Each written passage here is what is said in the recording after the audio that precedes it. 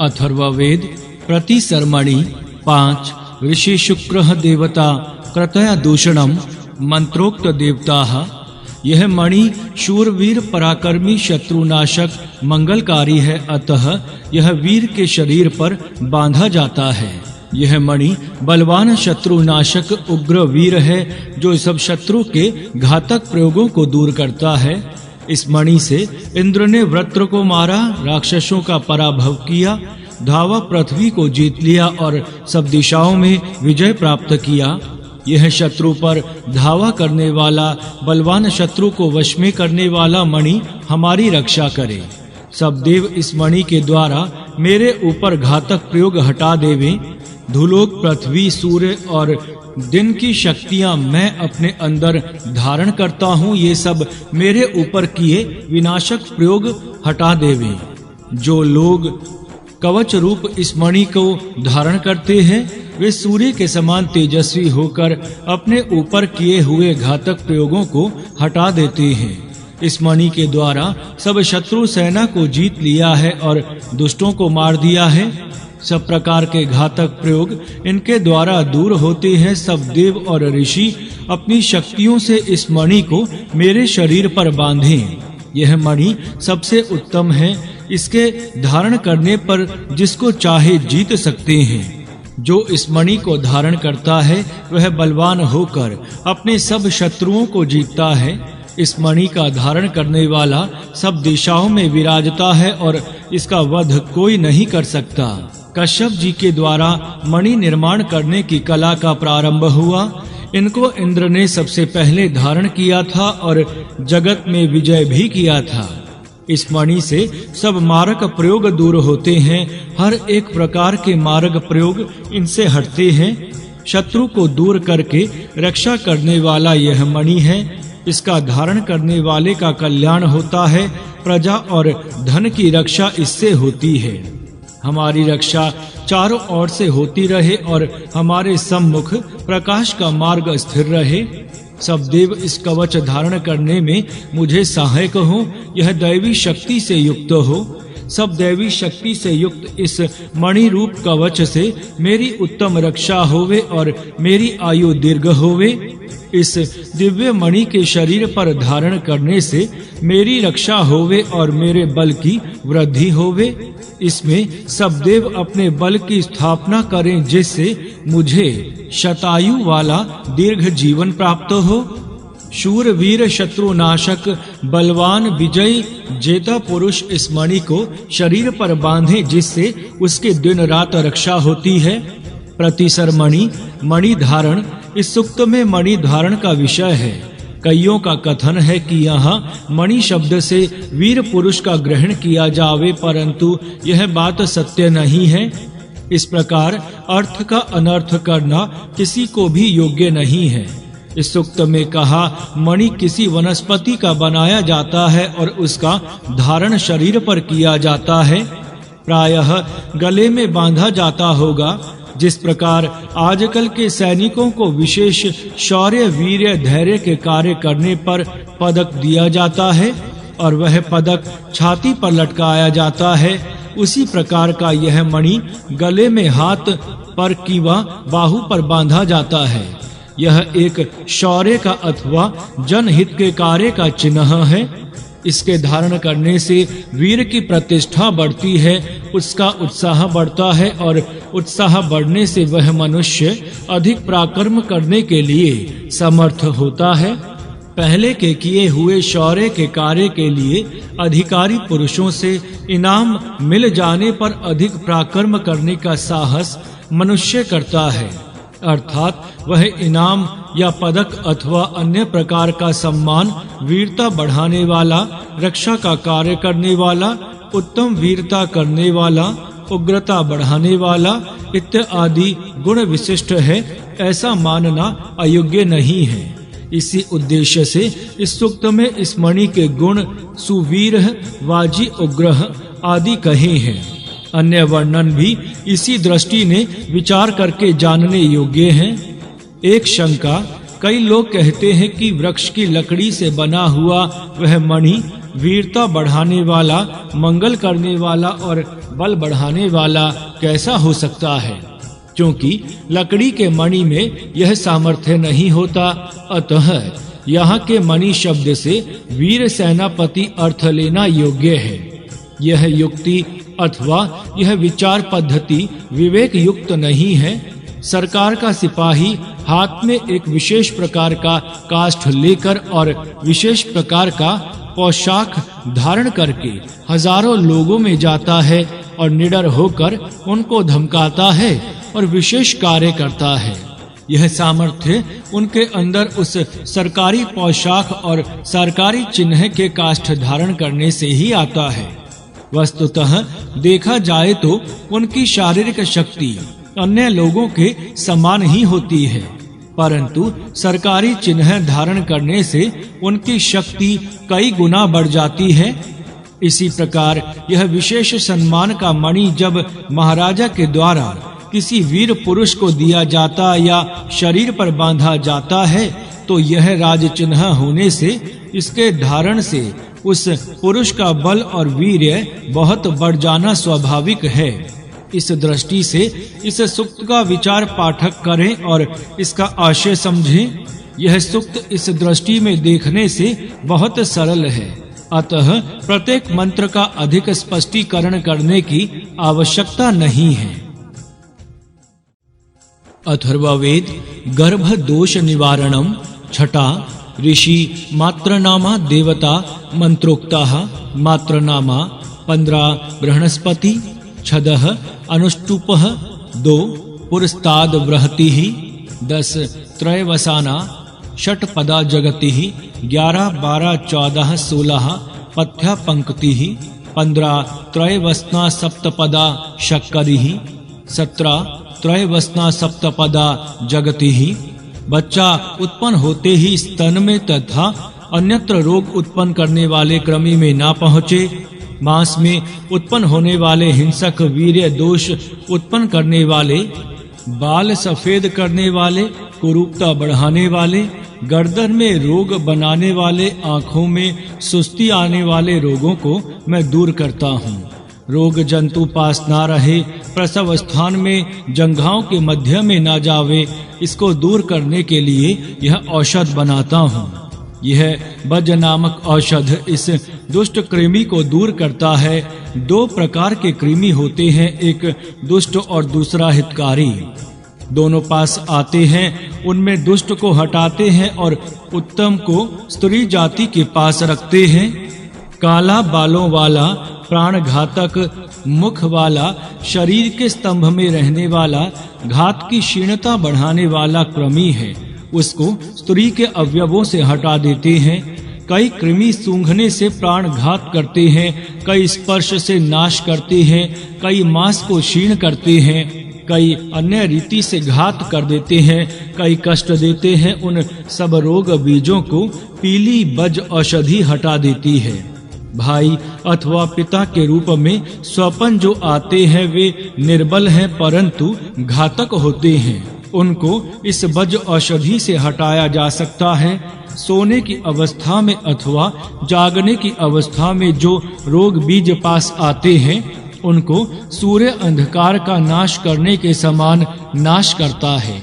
जो रोग बीज स्त्री को मृतवत्सा अथवा गर्भपात करने वाली बनाते हैं, उन रोग बीजों का नाश कर और उस स्त्री का गर्भस्थान निरोग बना। गर्भ के समान बुरा शब्द करने वाले मच्छर आदि जो सायंकाल के समय घर के पास नाचते और गाते रहते हैं, जिनके मुख में सुई के समान चुभने वाला शस्त्र रहता है, जिनको पेट बड़ा और टेढ़ा मेढ़ा होता है और जिनके शब्द से दुख होता है, उन रोग कृमि मच्छर आदि को उग्र गंध वाली औषधि से चारों ओर फैलाकर नाश करो। बुरा शब्द करने वाले सब मिलकर बड़ा आवाज करने वाले, मुख में काटने और दंश करने के साधन रखने वाले, वन में नाचने वाले रोगोत्पादक मच्छर आदि कृमियों को यहाँ से हटा दो। धूलोक से प्रकाशने वाले सूर्य के प्रकाश को जो सह नहीं सकते, दुर्गंधि युक्त चर्म आदि पदार्थों में जो रहते हैं, उन रक्त पीने वाले मच्छरों का हम नाश करते हैं। जो अपने आप को कंधे के सहारे ऊपर ही ऊपर धारण करता है, वह रोग कृमि स्त्री के गर्भाशय का रोग बनाने वाला है, उसका नाश कर। जो अपने पास सींग रखते हैं, पाक ग्रह में रहते हैं, जो चमकते हैं और स्त्रियों के पास जाकर रोग उत्पन्न करते हैं, उन कृमियों को यहाँ से नाश करो। इनके पांव पीछे की ओर और एड़ी आगे की ओर होती है, मुख भी आगे की ओर होता है। जो गोबर आदि में उत्पन्न होते हैं, ये बड़ा कष्ट देने वाले रोग बीज यहाँ से हटा दो। जिनकी आंखें खराब होती हैं, जो विशेष क्षीण होते हैं, वे स्त्री से संबंध ना रखें। जो पुरुष अपनी स्त्री को छोड़कर अन्य की स्त्री से कुकर्म करता है, उसको औषध से गिरा दो। जैसे गौ मट्टी का बर्तन तोड़ती है, उस प्रकार एड़ी और पांव से झूले, मुनि वेशधारी, हिंसक, दंभी आदि सब प्रकार के दुष्ट मनुष्यों को वेध डालो। जो गर्भ का नाश करेगा अथवा उत्पन्न हुए बालक को खावेगा, उसके हृदय पर प्रहार कर। जो जन्मे बालकों को मारता है, जो सूती का ग्रह में रहते हैं, जो स्त्रियों के पास रहते हैं, उन रोग कृमियों को यह पीली औषधि दूर करे। गर्भाशय में गर्भ की उत्तम धारणा हो, गर्भ ना गिरे, दोनों उग्र औषधियां गर्भ की रक्षा करें।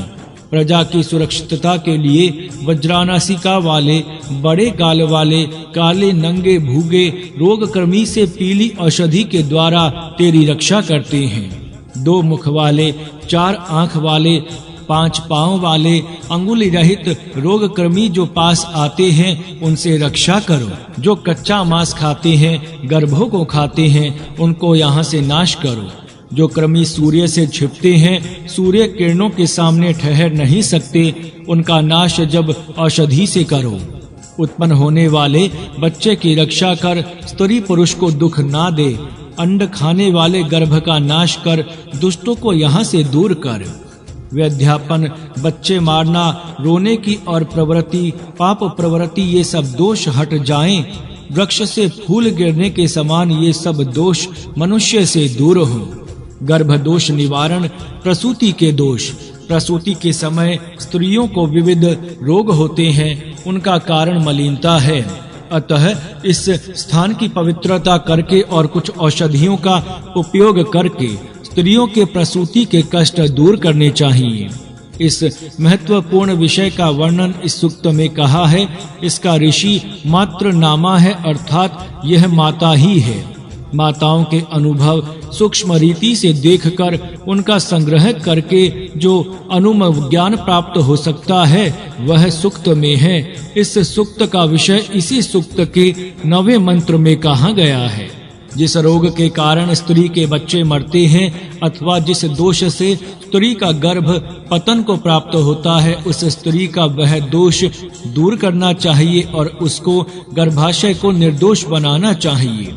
यह इस सूक्त का साध्य है।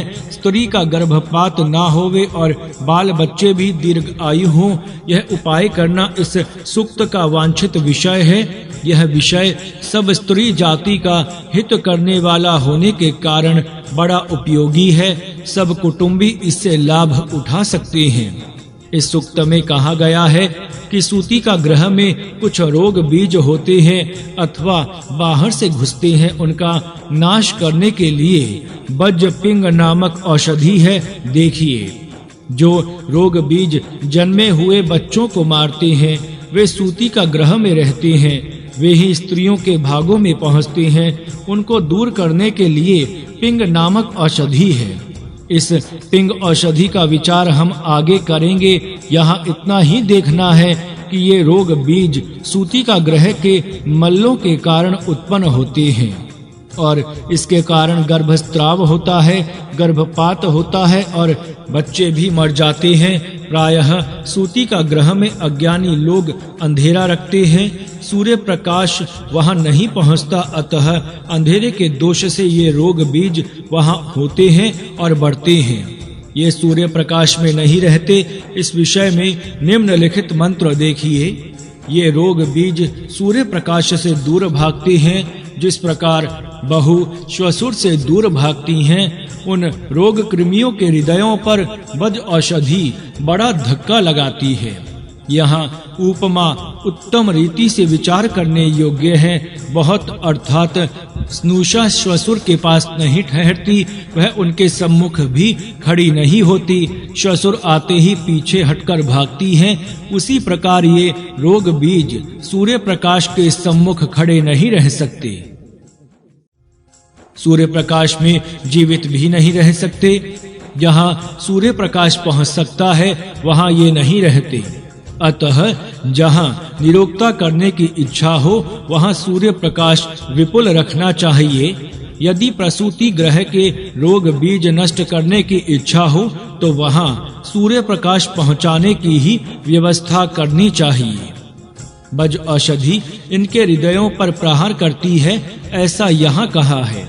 इससे इनको हृदय है यह बात सिद्ध होती है, अर्थात ये रोग बीज हृदय वाले होने से क्रमी रूप हैं। ये निर्जीव नहीं है, ये क्रमी चूंकि अंधेरे में रहते हैं और सूर्य प्रकाश में नाश को प्राप्त होते हैं, अतः इनसे बचने का उपाय सूर्य प्रकाश ही है। यह बात निश्चित हो गई है। परमेश्वर ने सूर्य प्रकाश एक ऐसी औषधि दी है जिससे अनेक रोग दूर होते हैं और मनुष्य निरोग और दीर्घ आयु हो सकता है। इसीलिए कहा गया है कि संतान ना होना, बच्चे पैदा होने के बाद मरने, उस कारण रोने पीटने का संभव होना, पापाचरण में प्रवृत्ति होना इत्यादि बातों से मनुष्यों को मुक्त होना चाहिए। अर्थात मनुष्यों को ऐसा प्रबंध करना चाहिए कि घर में संतति पैदा होवे, उत्पन्न हुए वंश ना मरे, दीर्घ काल तक जीवित रहे। मनुष्यों को कुटुंबियों की मृत्यु के कारण रोने पीटने का समय न आवे। सब कुटुंबी आनंद के काल क्रमण करते रहें और किसी की प्रवृत्ति पाप की ओर न होवे, यह साध्य करने के लिए विपुल सूर्य प्रकाश में रहने की अत्यंत आवश्यकता है। इसका कार्य कारण भाव यह है कि सूर्य प्रकाश से निरोगता होती है, रोग बीज दूर होते हैं। निरोग होने से शरीर पुष्ट और वीर्यवान होता है। स्त्री पुरुषों के शरीर वीर्यवान और हृष्ट पुष्ट होने से ऐसे दोनों पति पत्नियों से होने वाला गर्भधान उत्तम होता है, वह स्थिर होता है। संतान निरोग बलवान और सुदृढ़ होती है, दीर्घ जीवी होता है। अर्थात ऐसे संतान होने से अपमृत्यु के कारण होने वाली रोने पीटने की संभावनाएं नहीं होती। इत्यादि लाभ पाठक विचार करके जान सकते हैं। प्रसूति ग्रह का आरोग्य रखने के ऐसे अनेक उपाय होते हैं और प्रसूति ग्रह का आरोग्य सूर्य प्रकाश से स्थिर हो सकता है। अतः कहा गया है कि जो रोग बीज सोती हुई या जागती हुई स्त्री के शरीर में जाकर उसको कष्ट देते हैं, उस रोग बीज का नाश सूर्य करता है। सूर्य प्रकाश से ये सब रोग बीज दूर होते हैं। रोग जंतु भी सूर्य प्रकाश से दूर हटते हैं। यह बात आज का नवीन शास्त्र भी कहता है। अब पाठक देखें कि यदि हमारे प्रसूति ग्रह इस वेदाज्ञा के अनुसार बनाए जाएं तो कितना कल्याण होगा, परंतु इसका विचार बहुत थोड़े लोग करते हैं। इसी सूर्य प्रकाश का महत्व निम्नलिखित मंत्र में विशेष रीति से कहा गया है। जो सूर्य को नहीं सह सकते उन रोग कृमियों का नाश हम करते हैं। यहाँ कहा गया है कि ये रोग जंतु सूर्य प्रकाश को सह नहीं सकते, अंधकार में ही ये होते हैं, बढ़ते हैं और रोगोत्पत्ति करते हैं। जो सूर्य प्रकाश को सह नहीं सकते वे सूर्य प्रकाश से ही नष्ट होते हैं। सूती का ग्रह का आरोग्य इस प्रकार सूर्य प्रकाश से सहज ही में प्राप्त हो सकता है। अतः कहा है कि जो रोग कृमि गर्भ का नाश करते हैं, जन्मे हुए बच्चों का नाश करते हैं, उनको पिंगल वर्ण का सूर्य अथवा पीली औषधि हृदय में वेध करके नाश करें। यहाँ पिंग शब्द के दोनों अर्थ होना संभव ही है। सूर्य भी पीत वर्ण होता है और वह वनस्पति भी वैसे ही पीली होती है। जो रोग क्रमी पूर्वोक्त प्रकार प्रसूति ग्रह में अंधेरे में और मलिनता में उत्पन्न होते हैं, वे इस प्रकार नाश करते हैं। ये रोग जंतु शरीर का कच्चा ही मांस खाते हैं, मानवीय शरीर के पुट्ठे वहां के वहीं ही खाते हैं, ये ही गर्भों को खाते हैं, अतः उनका नाश करना उचित है। उनका नाश सूर्य प्रकाश से ही हो सकता है। जब ये रोग क्रमी शरीर में घुसते हैं तब जहां वे जाते हैं वहां रक्त और मांस खाकर मनुष्य को क्षीण करते हैं, और यदि ये गर्भ में पहुंचे तब गर्भ को भी सुखा देते हैं। इसीलिए सूर्य प्रकाश की शरण जाना अत्यंत योग्य है। अतः कहा गया है कि पिंगल वर्ण सूर्य जन्मे हुए बालक की रक्षा करता है, स्त्री या पुरुष को रोने का अवसर नहीं देता, गर्भों को रोग कृमि दबा नहीं सकते, और ये जो भूखे कृमि हैं उनको सूर्य प्रकाश ही दूर हटा सकता है। ये सूर्य प्रकाश से लाभ होते हैं। इस मंत्र में इन रोग कृमियों का नाम किमि दिन और आंडाद कहा है। किमि दिन का अर्थ कि इंदानी अब क्या खाएं ऐसा कहने वाले ये कृमि होते हैं, अर्थात ये सदा भूखे होते हैं, कभी इनकी भूख शांत नहीं होती, क्योंकि इनको अनुकूल पदार्थ खाने को मिला तो वे बहुत संख्या में बढ़ते हैं और अधिक खाने की इच्छा करते हैं। इसी प्रकार ये अंड में स्थित वीर्य को खा जाते हैं और मनुष्य को निर्वीर्य बना देते हैं। इसीलिए इनका हमला होने से मनुष्य अकाल में मरता है, परंतु यदि यह मनुष्य सूर्य प्रकाश से निरोग बनने का यत्न करेगा तो इसकी अकाल मृत्यु होती है। ये रोग बीज प्रसूति गृह में स्त्री के शरीर पर हमला करते हैं और उसके शरीर में रोग उत्पन्न करते हैं। रोग उत्पन्न होने के पश्चात उसका निवारण का उपाय करने की अपेक्षा रोग न होने का यत्न करना अधिक लाभकारी है। इसीलिए कहा है कि बालक जन्मते ही दुर्नामा, अलीश और वत्सुक ये रोग बीज स्त्री पर हमला करने की इच्छा न करें। प्रसूति गृह में ये रोग कृमि होते हैं और स्त्री पर हमला करते हैं, अतः ऐसा प्रबंध करना चाहिए कि ये कृमि प्रसूति गृह में न उत्पन्न हों। उत्पन्न हुए तो स्त्री के शरीर पर हमला न करें, हमला किया तो रोग उत्पन्न करने में समर्थ न हो। प्रसूति गृह में वज नामक औषधि रखने से अथवा सूर्य किरण वहां पहुंचाने से यह बात सिद्ध हो सकती है। अतः कहा है वज औषधि इस दुर्नामक नामक रोग बीज को दूर करने वाली होती है। यह वनस्पति प्रसूति गृह में रखने से वहां का आरोग्य स्थिर रह सकता है।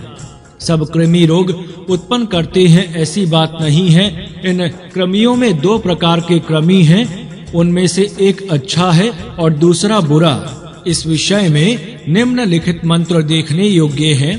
दो प्रकार के ये कृमि हैं, एक सुनामा उत्तम नाम वाला अर्थात जो शरीर में हितकारी, और दूसरा दुहनामा दुष्ट नाम वाला जिससे शरीर में रोग उत्पन्न होते हैं।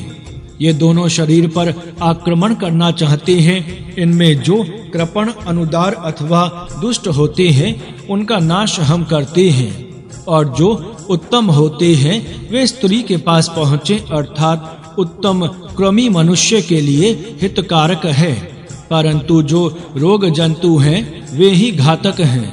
अतः ऐसा प्रबंध होना चाहिए कि ये घातक रोग जंतु यहाँ किसी को कष्ट ना पहुँचा सके। ये कृमि किस रूप के होते हैं इसका वर्णन निम्नलिखित मंत्र में कहा गया है। इन कृमियों को 2 मुख, 4 आँख और 5 पाँव होते हैं। इनको अंगुलियां नहीं होती। ये हमला चढ़ाते हैं और संध शक्ति से रहते हैं।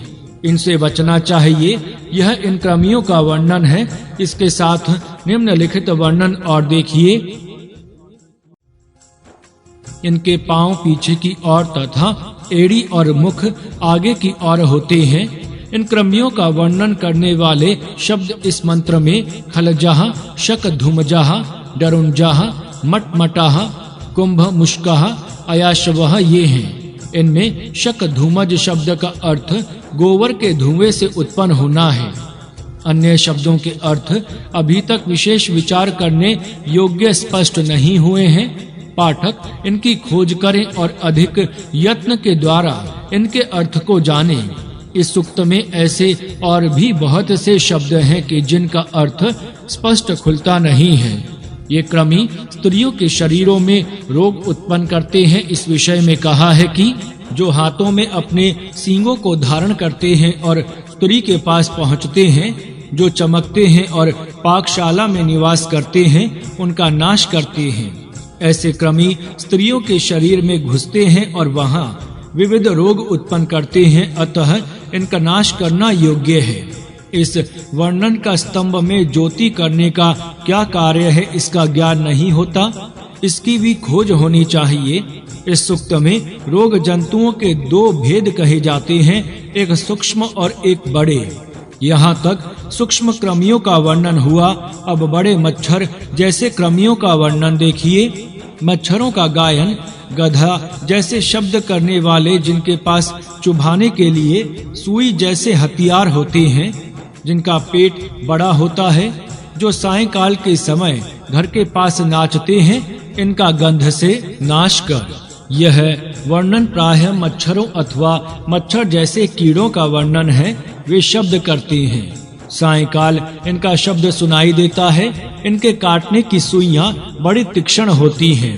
इनका नाश करने के लिए उग्र गंधवा के अथवा सुधनवा के पदार्थ जलाना चाहिए। उदिया धूप जलाने से और घर में इनका धुआं करने से मच्छर हटते हैं। यह आज का भी अनुभव है। इसी प्रकार उग्र गंध वाले पदार्थ भी जलाने से इन कीटों को हटाया जा सकता है। इन्हीं का वर्णन निम्नलिखित मंत्र में किया गया है। मच्छरों के शस्त्र कृतिहि अर्थात काटने वाले, दुर्शानी अर्थात दंश करने के साधन अपने पास धारण करते हैं। ये शब्द करते हैं और जंगल में नाच करते हैं, इनका नाश करते हैं।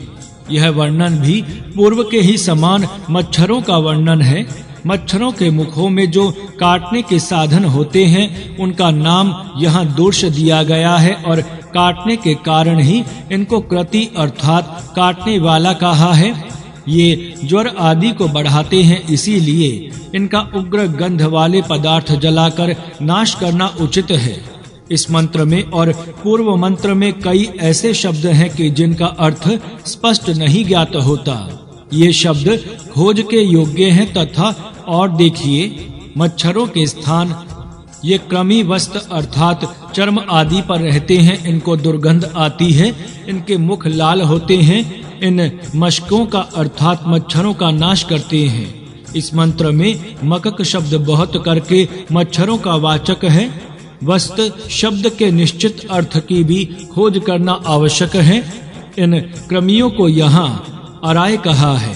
इस शब्द का अर्थ ना देने वाला है।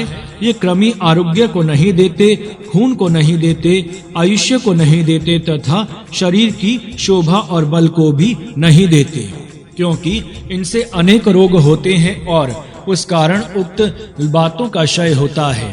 रोग कृमियों के कुछ लक्षण निम्नलिखित शब्दों द्वारा प्रकट होते हैं। अतः ये शब्द अब देखिए। द्वितीय मंत्र में निम्नलिखित रोग जंतुओं के नाम होते हैं। रोग कृमियों के नाम: पहला, पलाल अनुपालालो, मांस जिनको अनुकूल है, मांस रस से जो बढ़ते हैं, मांस खाकर जिनकी वृद्धि होती है। दूसरा, शक्रुः, हिंसक जो नाश करते हैं। तीसरा, कोकह, काम को बढ़ाकर वीर्य नाश करने वाले। चौथा, मलिमल्च, मलिनता से बढ़ने वाले, मलिनता में उत्पन्न होने वाले। पांचवा, पलिजक्कह, पलित रोगों को करने वाले। छठा, आश्रेषः, किसी के साथ रहने वाले। सातवां, प्रमिलिनी, सुस्ती लाने वाले। इस मंत्र के अन्य शब्द वव्रीवासत, शीघ्रवः, ये खोज करने योग्य हैं, क्योंकि इनका अर्थ स्पष्ट नहीं हुआ है। पंचम मंत्र में निम्नलिखित शब्द हैं: आठवां, कृष्ण, काले रंग वाले कीवा खींचने वाले। नौवां, केशी, बालों वाले अथवा तंतु वाले।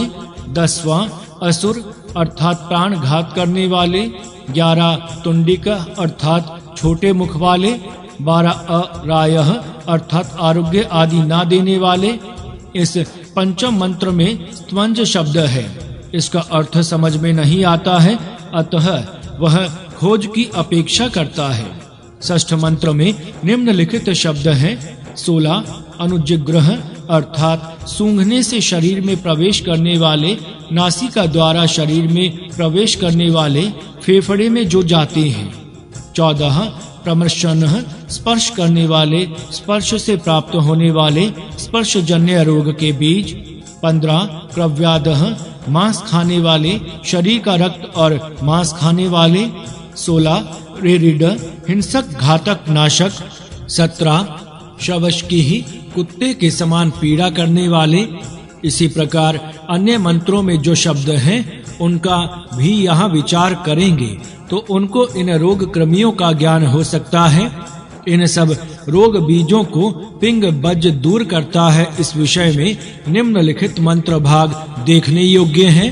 पिंग बज गर्भाशय में आधान किया हुआ गर्भ उत्तम रीति से धारण किया जावे, गर्भाशय में स्थित गर्भ पतन को ना प्राप्त हो, ये दोनों तीव्र औषधियां उसकी रक्षा करें। इन रोग बीजों से उत्तम संतान होने के लिए पिंग वनस्पति से गर्भाशय की रक्षा होती है। 21वें मंत्र के रोग बीज वाचक शब्द बड़े दुर्बोध हैं तथा इस सूक्त में कहे पिंग वज वनस्पति का भी कुछ पता नहीं चलता कि यह वनस्पति कौन सी है। वैद्य ग्रंथों में इनका नाम नहीं है, अतः इनकी खोज होना कठिन है। श्री सायणाचार्य जी ने अपने अथर्व भाष्य में इस सूक्त पर भाष्य करते हुए इसका अर्थ श्वेत संघर्ष किया है, अर्थात सफेद सरिता सरसों राई संभव है, यही पिंग बज का अर्थ होगा। इसके गुण वैदिक ग्रंथों में निम्नलिखित प्रकार दिए गए हैं। पिंग बज के गुण सरीसा तिक्त तीक्ष्ण उष्ण वात और कफ को हटाने वाला, कृमि और कुष्ठ रोग को दूर करने वाला, श्वेत और काका ऐसे इसके दो भेद हैं। यह कटु उष्ण वात शूल का नाश करने वाला, गुल्म कंडू कुष्ठ व्रण का नाश करने वाला है, वात रक्त दोष को दूर करने वाला, त्वचा के दोष को दूर करने वाला, विष से उत्पन्न व्रण को हटाने वाला है। सरिस के तेल के गुण ये हैं, वात कफ विकार को दूर करता है, कृमि और कुष्ठ का नाश करता है और आँख के लिए हितकर है। इस वर्णन में सर्पों का गुण कृमि नाशक कुष्ठ नाशक दिया गया है, जो पूर्वोक्त सूक्त के उपदेश के साथ संगत है, अतः बहुत संभव है कि यही अर्थ पिंगबाज का होगा। इसकी विशेष खोज होना अत्यंत आवश्यक है। वस्तुतः यह सब सूक्त ही विशेष खोज करने योग्य हैं, क्योंकि इनके कई शब्द और कई दुर्बोध हैं और आधुनिक कोशों से इनका अर्थ करने के लिए कोई विशेष सहायता नहीं मिलती। जिनके पास खोज करने के विशेष साधन हैं, वे इस दिशा से यत्न करें। अथर्ववेद औषधयः 7 ऋषि अथर्वा देवता भिषज्यम आयुष्यम औषधयः छंद अनुष्टुपुः 2 उपरिष्टाद भरिक बृहति 3 पुर उष्णे 4 पश्चपदा परानुष्टुप बति जगतिः 5 6 10 25 पथ्या पंक्तिः 6 विरांग गर्भा भूरिकः 9 द्विपादार्ची भूरि गणस्तुपः 12 पंचपदा विराडति शक्करी 14 उपरिष्टा नृच्रदबृहति 26 निच्रतः 28 भूरिकः। कई औषधियां पोषण करने वाली, कई वीर्य बढ़ाने वाली और कई मांस को भरने वाली हैं। ये विविध रंग रूप वाली श्याम और काली हैं। इनका औषधि प्रयोग में उपयोग होता है। औषधि भूमि पर उगती है और इनकी रक्षा आकाश से सूर्य आदिकों से होती है। ये औषधियां जल वायु आदि देवों के प्रकोप से होने वाले रोगों से बचाती हैं। मुख्य औषध जल है। औषधियां भी दिव्य वीर्य वाली हैं। ये वनस्पतियां पाप से उत्पन्न होने वाले हर एक रोग से बचाती हैं। कई औषधियां बहुत फैलती हैं, कई गुच्छों वाली होती हैं, कई कपोलों वाली रहती हैं, कईयों का विस्तार बहुत होता है। इन सब की प्रशंसा आयुर्वेद प्रयोग में होती है। ये वनस्पतियां अनेक दिव्य शक्तियों से युक्त होती हैं और मनुष्य का दीर्घ जीवन करती हैं। औषधियों में जो सामर्थ्य, वीर्य और बल है, उससे इस मनुष्य का यह रोग दूर होवे, इसी के लिए यह औषध बनाया जाता है। जीवन शक्ति बढ़ाने वाली, दीर्घ जीवन देने वाली, न्यूनता ना करने वाली, शरीर व्यापार में रुकावट ना करने वाली, शरीर की सुस्थिति बढ़ाने वाली, मधुर परिपाक वाली, फूलों वाली औषधि। इस प्रकार औषधियों को इस मनुष्य के आरोग्य के लिए मैं लाता हूँ। मेरे वचन के अनुसार ये सब औषधियाँ मिलकर इस मनुष्य को निरोग बनावे। इसका यह रोग पापाचरण से हुआ है। ये औषधियाँ अग्नि का भोजन रूप है और वे जल का भक्षण करती हैं, जल धारण करती हैं। ये बारंबार बढ़ती हैं, इनके नाम हजारों हैं। ये गुण धर्म से स्थिर हैं। शैवाल से उत्क्रांत होकर औषधियां बनी। ये सब पाप रूपी दोषों से मनुष्य को बचावें। रोगों को दूर करने वाली, तीव्र गुण वाली, शरीर से विष को दूर करने वाली, कफ का दोष दूर करने वाली, घात पात दूर करने वाली औषधियां इस स्थान पर उपयोगी हैं। वीर्यवती औषधियां इस ग्राम के घोड़े और मनुष्य आदिकों की रक्षा करें। इन औषधियों का मूल, मध्य और अग्रभाग तथा उनके पत्ते और फूल मीठे हैं। यह अमृत का ही भोजन है। इससे गौ आदि प्राणियों के लिए विपुल घृत आदि की प्राप्ति होती है।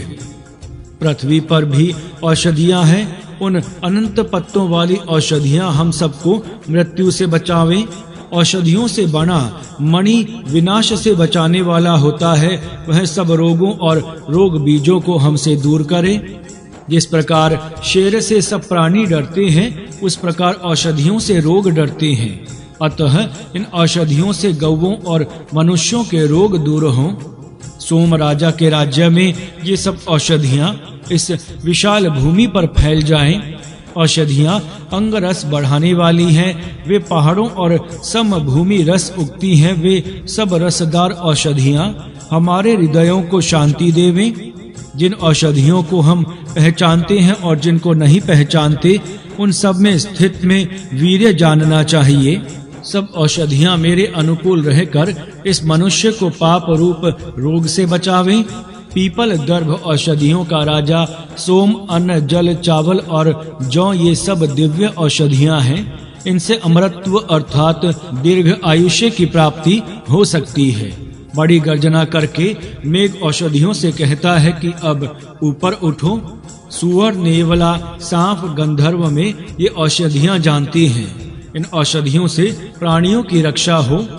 गरुड़, चिड़िया, पक्षी, हंस, मृग आदि जिन औषधियों को जानते हैं, उनसे प्राणियों की रक्षा की जावे। जो औषधियां गौवें, भेड़ और बकरियां खाती हैं, उनसे मनुष्यों का कल्याण हो। मनुष्य जिससे औषध बनाना जानते हैं, उन सबको यहाँ लाते हैं। फूलों, फलों और पल्लवों वाली औषधियां इसकी निरोगता के लिए लाई जाती हैं। वे उत्तम रस इसके लिए देवें। 5 और 10 प्रकार के दुख, यम के पाश, देवों के संबंध में होने वाले पाप आदि से औषधियों द्वारा हम सब तुझे बचाते हैं। औषधियों की शक्तियाँ। इस सूक्त में औषधियों का वर्णन करते हुए जो विशेष महत्व की बात कही गई है, वह यह है कि रोग का मूल पाप में है। देखिए, ये औषधियां दूरित रूपी रोग अथवा मृत्यु से बचाती हैं। यहाँ दूरित, अहंस, मृत्यु ये शब्द पाप, रोग और मरण के वाचक हैं। पाप से ही रोग होते हैं और रोगों से मनुष्य मरते हैं। अर्थात रोग, दुख और मृत्यु ये सब पाप ही होते हैं। यदि मनुष्य काया, वाचा, मन और बुद्धि से पाप ना करेगा, तो उसको कभी रोग ना होगा, कभी दुख ना होगा और कभी उसको मृत्यु के वश होना नहीं पड़ेगा। मनुष्य की पाप वृत्ति ही उसके नाश का कारण है। मनुष्य शारीरिक पाप करके शारीरिक कष्ट भोगता है, वाचिक पाप करके वाणी संबंधी दुख अनुभवता है और मन से जो पाप करता है उस कारण मन के दुख भोगने पड़ते हैं। दुख, कष्ट, रोग और मृत्यु नुना अधिक भेद से एक ही अवस्था के भिन्न नाम हैं। इसीलिए मृत्यु तरने का तात्पर्य दुख से मुक्त होना, रोगों से छूटना और मृत्यु से दूर होना हो सकता है। वेद और उपनिषदों में यह विषय अनेक बार आ गया है, अतः इसका विचार पाठक इस ढंग से करें। पाप से रोग। इस सूक्त में कहा गया है कि औषधियां पाप से बचाती हैं और पाप से बचने के कारण मनुष्य रोग से बचता है, और पाप समूल दूर होने के कारण मनुष्य अंत में मृत्यु से भी बचता है।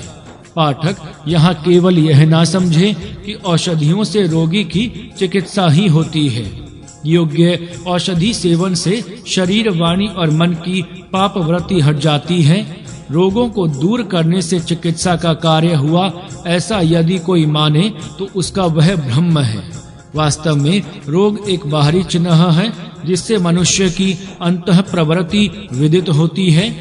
पाठक यहाँ पूछेंगे कि औषधियों से पाप प्रवृत्ति कैसे हट जाती है। इस विषय में कहना इतना ही है कि सात्विक, राजसिक और तामसिक अंश के सेवन से मनुष्य की वैसी ही प्रवृत्ति हो जाती है। चावल, दुग्ध, घृत आदि सात्विक पदार्थ खाने से मनुष्य सात्विक बनता है। मांस और मद्य सेवन करने से और प्याज आदि भक्षण करने से राजसिक और तामसिक प्रवृत्ति बनती है। इस विषय में श्रीमद् भगवद गीता के श्लोक यहाँ मनन करने योग्य हैं। 3 प्रकार का भोजन, आयु, सत्व, बल, निरोगता, सुख और रुचि को बढ़ाने वाले रसदार, स्निग्ध, पौष्टिक और मन को प्रसन्न करने वाले भोजन सात्विक लोगों को प्रिय होते हैं। खट्टे, कड़वे, खारे, गर्म, तीखे, रूखे और जलन पैदा करने वाले भोजन राजस लोगों को प्रिय होते हैं, और ये भोजन दुख, शोक और रोग उत्पन्न करने वाले होते हैं। एक प्रहर तक पड़ा हुआ बासी, रस रहित, बदबू वाला, झूठा, अपवित्र अन्न तामस लोगों को प्रिय होता है। अर्थात एक अन्न आयु, बल, निरोगता और सुख बढ़ाने वाला है और दूसरा इन्हीं को घटाता है। अतः जो मनुष्य दीर्घ आयु चाहता है उसको उचित है कि वह सात्विक भोजन करे। इतना विचार प्रदर्शित करने के लिए ही पाप से रोग और मृत्यु होते हैं और सात्विक अन्न से पाप वृत्ति हटती है।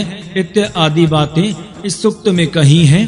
तथा अमृत्य औषध, चावल और जो अमर होने की औषधियां हैं, ऐसा कहा है। यह अत्यंत सात्विक भोजन है। इसी प्रकार सोम नामक जो अमृत रस है वह भी अमृतत्व देने वाला है, ऐसा कहा गया है। मधुरता से सम्मिश्रित अमृत पान, घी से मिश्रित अन्न और गौरस यह श्रेष्ठ अन्न है। इस प्रकार इस सूक्त में जो अनेक बार उपदेश कहा है वह श्रीमद् भगवद गीता के वचन के साथ देखने योग्य है। मनुष्य इस प्रकार का सात्विक अन्न भक्षण करे और दीर्घ आयु, निरोगता और सुख प्राप्त करे। जीवन का जीवंती, अरुंधति, रोहिणी, कृष्णा, असिकनी आदि नाम औषधियों के वाचक हैं।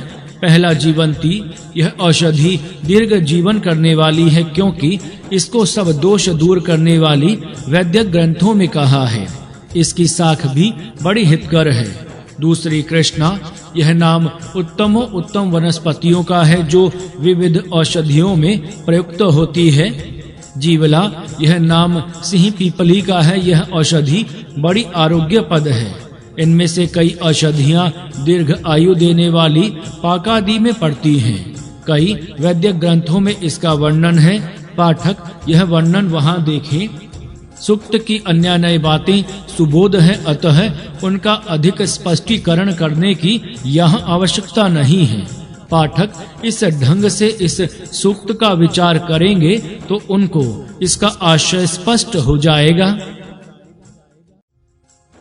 अथर्ववेद शत्रु पराजय ऋषि भृगवंगीरः देवता इंद्रः वनस्पति पर सेना हननम च छंद अनुष्टुपः 2:8 से 10:23 उपरिष्टाद बृहति 3 विराड बृहति 4 बृहति पुरस्तात प्रस्तार पंक्ति 6 आस्तार पंक्ति 7 विपरीत पादलक्ष्मा, चतुष्पदाति जगति, 11 पथ्य बृहति, 12 भुरिकः, 19 पुरस्ताद्विराड बृहति, 20 पुरस्तानी च द्रह बृहति, 21 त्रिष्टुप, 22 चतुष्पदा शक्करी, 24 त्रैवसाना, त्रिष्टुप विष्णु गगर्भः, पराशक्करी पंचपदा जगति। शूरवीर शत्रुओं के किलों को तोड़े और शत्रु सेना को मथ डाले, हम भी सहस्त्रों शत्रु वीरों को मार डालें। शत्रु सेना पर हमला करने के लिए सिलगाई हुई बारूद की बत्ती शत्रु सेना में बदबू वाला धुआं उत्पन्न करे, जिस धुएं को ज्वाला को देखकर शत्रु भयभीत हो जावे। घुड़सवार शत्रु को मारे, हमारे शत्रु को खजावे अर्थात उनका नाश करें। हमारे वीर अपने शस्त्रों से शत्रु का नाश करें। हमारा सेनापति अपने भाषण से हमारे सैनिकों को धीरज देकर कठोर बनावे। हमारे वीर शत्रु सेना का नाश करें, बड़े नाल के अंदर शत्रु सैनिकों को पकड़कर नाश करें। यह अंतरिक्ष बड़ा जाल है, इसके दंड ये बड़ी दिशाएं हैं। इस जाल से शत्रु को पकड़कर शूरवीर उनका नाश करें।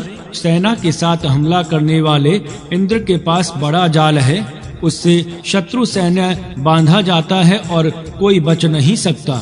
अनेक पराक्रम करने वाले पूजनीय इंद्रदेव बड़ा जाल है, उस जाल में शत्रु सैनिक बांधे जाते हैं और उनके हजारों और हजारों मारे जाते हैं। बड़े इंद्र का यह विस्तृत लोक ही बड़ा जाल है। इस इंद्रजाल में सब शत्रु अंधकार से बांधे जाते हैं। थकावट, निर्धनता, कष्ट, परिश्रम, आलस्य, अज्ञान इत्यादि शत्रुओं को घेरते हैं। उन शत्रुओं को मृत्यु के पास भेजता हूँ। मृत्यु पाशों से ये बांधे गए हैं। मृत्यु के ये मारक दूत हैं, उनके पास शत्रुओं को ले जाता हूँ। मृत्यु के दूत हमारे शत्रुओं को पकड़े, यमदूत उनकी समाप्ति करें। इस प्रकार हमारे हजारों शत्रु मारे जावे। साध्य, रुद्र, वसु और आदित्य ये इस जाल के चारों स्तंभों को पकड़कर वेग से दौड़ते हैं। विश्वदेव ऊपर से हमला करते हैं और अंगिरसों ने शत्रु सेना के मध्य भाग में हमला चढ़ाया है। वनस्पति से बने हुए पदार्थ, औषधि, लता, द्विपाद और चतुष्पाद आदि सब मेरे सहायक हों और इनकी सहायता से मैं शत्रु का नाश करूं। गंधर्व, अप्सराएं, सर्प, देव, पुण्य जन, पितृ, परिचित और अपरिचित मुझे सहायता करें, जिनकी सहायता से मैं शत्रु का नाश करूं। ये मृत्यु पाश लगाए हैं, इनमें से कोई नहीं छूटेगा। हम शत्रु सेना का यह केंद्र सब प्रकार से मैं नाश करता हूँ। यह यज्ञ अग्नि से प्रदीप्त हुआ है, इस यज्ञ के द्वारा शत्रु सेना नाश होवे। मृत्यु से कष्ट, सुधा, बंधन, वध और भय को शत्रु को प्राप्त होवे और इस प्रकार भयभीत हुए शत्रु का नाश होवे। शत्रु पराजित हो वे भाग जावे। हमारे ज्ञानी वीर द्वारा प्रेरित हुए शत्रु किसी प्रकार भी ना बचे।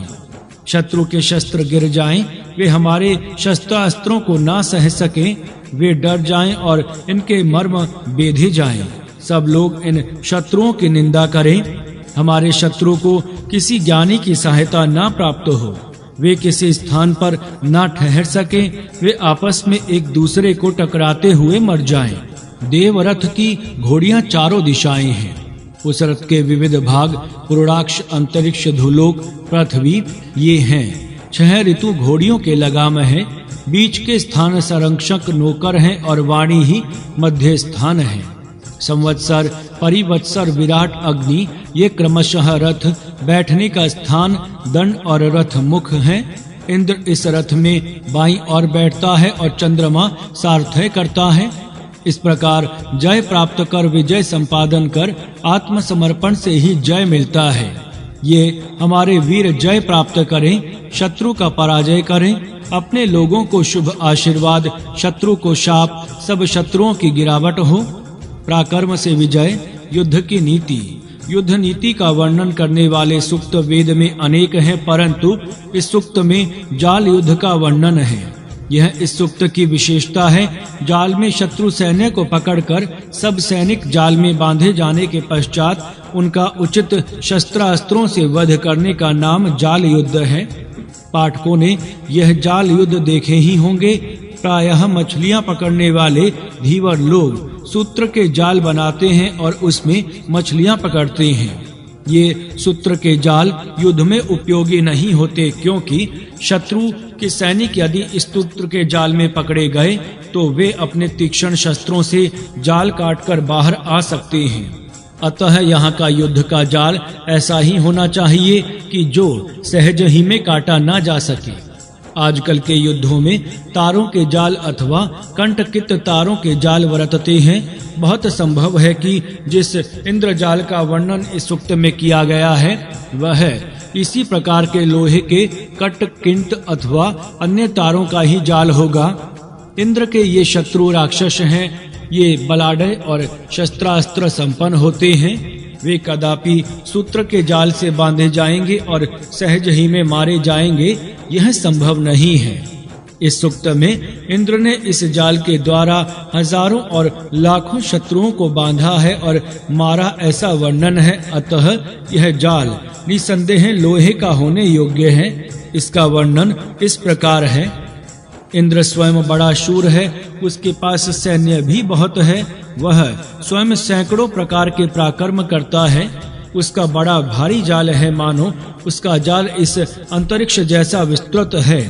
चारों दिशाओं में उसके जाल के स्तंभ खड़े किए जाते हैं। इस विस्तृत जाल में शत्रु की सेना पकड़ी जाती है और एक बार सेना इस जाल में पकड़ी गई तो उनमें से एक भी बच नहीं सकता। इस रीति से इस ढंग के जाल युद्ध द्वारा इंद्र हजारों और लाखों शत्रुओं का संहार करता है।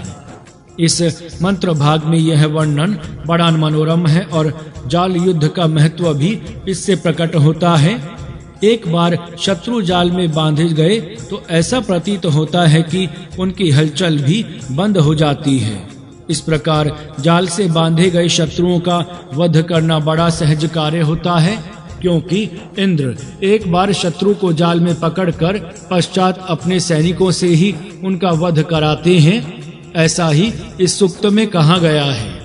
इंद्र अपनी सेना द्वारा उस जाल से बांधे गए शत्रु के हजारों सैनिकों को मारते हैं। इस वर्णन से स्पष्ट हो जाता है कि जाल में बंधे शत्रु सेना का वध करना सहज बात है। यह जाल पृथ्वी पर बहुत बड़ा फैलाया जाता है। इस विषय में निम्नलिखित मंत्र देखिए। इस पृथ्वी भर इंद्र का जाल फैला है। इन इंद्र के जाल से सब शत्रुओं को अंधेरे से घेरते हैं। साध्य, रुद्र, वसु और आदित्य, ये सब देव जाल का एक एक स्तंभ पकड़कर वेग से दौड़ते हैं। विश्वे देव और आंगी रस सभी शत्रु सेना के बीच में और ऊपर से हमला करते हैं। इतना विस्तार इस जाल का होता है। इस जाल से सब पृथ्वी और अंतरिक्ष भर जाता है, अर्थात शत्रु का सब सैन्य चारों ओर से इस जाल के द्वारा घेरा जाता है। इन मंत्रों से ऐसा प्रतीत होता है कि जिस प्रकार शत्रु का सैन्य घूमता है उस रीति से यह जाल भी घुमाया जाता है। इसीलिए जाल के दंड पकड़कर वसु, रुद्र, आदित्य और साध्य वेग से भ्रमण करते हैं। विश्वे देव अपने ऊपर से भाग से हमला करते हैं और आंगी रसों की सेना बीच में हमला करती है। इस प्रकार शत्रु सैन्य को युद्ध में रखकर वसु, रुद्र और आदित्य जाल दंडों को पकड़कर दौड़ दौड़ कर शत्रु के इर्द गिर्द जालकों को दंडों के आधार पर ऐसे ढंग से जाल रचते हैं कि शत्रु ना जानते हुए स्वयं जाल में आकर फंस जाए। यह युद्ध कौशल की बात है और जो युद्ध विद्या जानते हैं उनके ही समझ में यह बात आ सकती है। यहाँ मंत्रों द्वारा उक्त विषय प्रकट हुआ है। इन मंत्र भागों का विचार करके पाठक भी इस विषय का थोड़ा सा ज्ञान प्राप्त कर सकते हैं। यहाँ साध्य, वसु, रुद्र, आदित्य, विश्वदेव और आंगिरस ये सेना विभागों और सेना अध्यक्षों के नाम हैं। इनके विशेष कार्य युद्ध भूमि में होते हैं, अतः ये अलग अलग नाम इनके होते हैं। इन सब का मुख्य इंद्र है। इसका कार्य है इन जमाद्र शत्रु का विदारण करना। इनका कार्य प्रथम मंत्र ने इस प्रकार कहा है। शत्रु सेना का मंथन करने वाला इंद्र शूर और समर्थ होकर शत्रु किलों का भेदन करे। इसमें प्रत्येक शब्द इंद्र का कार्य बता रहा है। शत्रु के किलों को तोड़ने का कार्य इंद्र करते हैं। किलों से शत्रु सैन्य को बाहर निकालकर उनको अपने जालों से बांधकर मारते हैं और इस प्रकार यह जाल युद्ध की नीति है। इस रीति के जाल युद्ध के समान अपने पास रहे तो शत्रु पर विजय प्राप्त करने का विश्वास अपने सैनिकों में आता है और वे कह सकते हैं, शत्रु के हजारों सैनिकों को हम मारेंगे। वध के साधनों से इनको मारें। इन शत्रु सैनिकों को निशेषः मारो। इनको मृत्यु को सौंप देता हूँ। ये मृत्यु के पाश से बंधे हैं। इन शत्रुओं को बांधकर मैं मृत्यु के दूतों के हवाले करता हूँ। यमदूत इनको ले चलें। यमदूत इनको खींच ले चलें और हजारों का वध किया जावे। इस संपूर्ण सेना का नाश किया जावे। ये मृत्यु के पास फैलाए हैं। इनसे कोई छूटे। इस शत्रु के इस केंद्र को प्राप्त करके उनके हजारों सैनिक मारे जाएं। इस प्रकार की भाषा तभी बोली जा सकती है कि जब शत्रु को पकड़कर उनका वध करना निश्चित सा हो जाए। जाल में पकड़े शत्रु का वध करना निश्चित और सहज हो जाता है। इसीलिए जाल योधी वीर इस प्रकार के निश्चयात्मक वाक्य बोल सकते हैं। इसी प्रकार के वाक्य और देखिए। पराजित हुए शत्रु त्रास को प्राप्त हों। भगाए शत्रु भागते हुए दौड़ जावे। भगाए इन शत्रुओं में से कोई ना बचे। ये शब्द शत्रु पराजय का निश्चय बता रहे हैं। जाल युद्ध का यह महत्व है कि एक बार उसमें फंसा शत्रु बचना असंभव है। जाल में फंसे शत्रु की अवस्था कैसी बनती है देखिए। इन शत्रुओं के आयुध गिर जाएं। हमारे शस्त्रों को ये सह ना सकें। इन बहुत घबराए शत्रुओं के मर्मों में हमारे शस्त्र आघात करें। तथा और देखिए, शत्रु भयभीत होकर किधर भी आश्रय को ना प्राप्त हो। उनको कोई उत्तम सलाह देने वाला ना मिले। वे आपस में एक दूसरे को विघ्न करते हुए मृत्यु को प्राप्त हों। यह अवस्था शत्रु की तब होगी जबकि अपने निश्चित विजय की संभावना हो। इंद्र और शर्व अक्षु और जालों के द्वारा इस सेना को मारें। इस मंत्र में जाल युद्ध की शक्ति बताई गई है। संपूर्ण शत्रु सेना को मारना केवल जाल युद्ध से ही संभवनीय है। जाल में पकड़े गए शत्रु सेना पर कितनी भयानक आपत्ति आती है, इसकी कल्पना अगले मंत्र भाग से हो सकती है। जाल में पकड़े गए शत्रुओं पर मृत्यु के समान कष्ट, भूख, बंधन, वध और भय आ पड़ते हैं। शत्रु का कोई मनुष्य इनसे बच नहीं सकता। शत्रु सेना पर ऐसी भयानक आपत्ति आती है। इसीलिए यह जाल युद्ध शत्रु को बहुत डर उत्पन्न करने वाला होता है। इसी मंत्र के साथ निम्नलिखित मंत्र देखिए। बंधन, उग्र विपत्ति, ना कहने योग्य कष्ट, श्रम, आलस्य, मोह, इनसे ये सब हमारे शत्रु जर्जर हो जाएं। इनकी सिद्धि होने के लिए युद्ध में जाल प्रयोग निसंदेह उपकारक है। जाल में बंधा वीर कितना भी बलवान हुआ तो भी वह कुछ प्रतिकार करने में समर्थ नहीं हो पाता। इसीलिए युक्ति से शत्रु को जाल में बांध देने से उनका पूर्णतया नाश हो जाता है। इस युद्ध में और एक दुर्गंधास्त्र का प्रयोग वर्णन किया गया है। वह भी बड़ा घोर प्रयोग है। देखिए, दुर्गंध युक्त धुआं, दुर्गंध युक्त रस्सी जलाकर इस सेना में सर्वत्र दुर्गंधी को फैला देवे। कुछ विशेष रासायनिक पदार्थों में यह रस्सी भियोगी रहती है। इस रस्सी को जलाकर सिलगाकर उसको शत्रु सेना में फेंकने से शत्रु सेना में ऐसी दुर्गंध फैलती है कि उससे त्रस्त हुए शत्रु के सैनिक युद्ध करने में असमर्थ हो जाते हैं। इससे कितना भय प्राप्त होता है देखिए।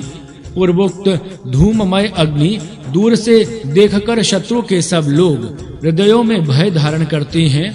इतना यह दुर्गंध युक्त महाभयंकर है। एक बार यह दुर्गंध की रस्सी का जलना प्रारंभ होकर दुर्गंध फैलने लगे तो सब सैनिक किसी भी कार्य के लिए बड़े निकम्मे हो जाते हैं और मानने लगते हैं कि वह अपने नाश का समय आ पड़ा है।